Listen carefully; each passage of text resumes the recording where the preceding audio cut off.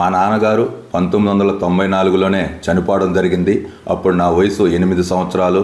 అప్పటి నుంచి ఇప్పటి వరకు కూడా మా అమ్మగారు మా కులవృత్తి చాకలి పని మీదనే నన్ను జీవనం సాగిస్తూ నన్ను ఎంఏ బీఈడి పూర్తి చేసేంతవరకు కూడా ఆమె కష్టం మీదే నేను పూర్తి చేశాను.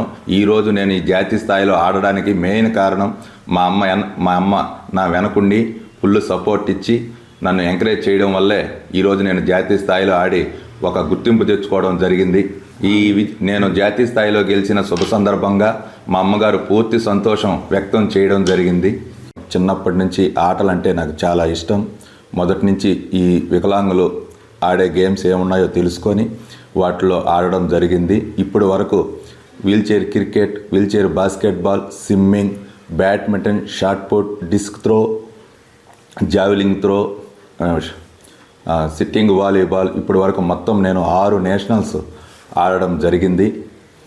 నేను ఎంఏ బీఈడి పూర్తి చేసి క్రీడా కోటాల ఉద్యోగం కోసం ఎదురు చూస్తున్నాను. ఫస్ట్ జాతీయ స్థాయిలో ఆడింది 2019 వీల్చైర్ బాస్కెట్బాల్ పంజాబ్లో ఆడడం జరిగింది. తర్వాత మన వీల్చైర్ క్రికెట్ కూడా నేషనల్స్ ఆడున్నాను. తమిళనాడులో, ఛత్తీస్గఢ్లో, కర్ణాటకలో ఆడున్నాను. తర్వాత స్విమ్మింగ్ కూడా స్టేట్ లెవెల్లో ఆడి గెలుచున్నాను. అలాగే బ్యాడ్మింటన్లో గత శాప్లో నిర్వహించిన గుంటూరులో కూడా ఆడడం జరిగింది. థర్డ్ ప్రైజ్ రావడం జరిగింది. ఈ నెలలో ఉత్తరప్రదేశ్లో మీరట్లో జరిగినటువంటి జాతీయ స్థాయిలో ఆంధ్రప్రదేశ్ టీం గోల్డ్ మెడల్ సాధించడం జరిగింది.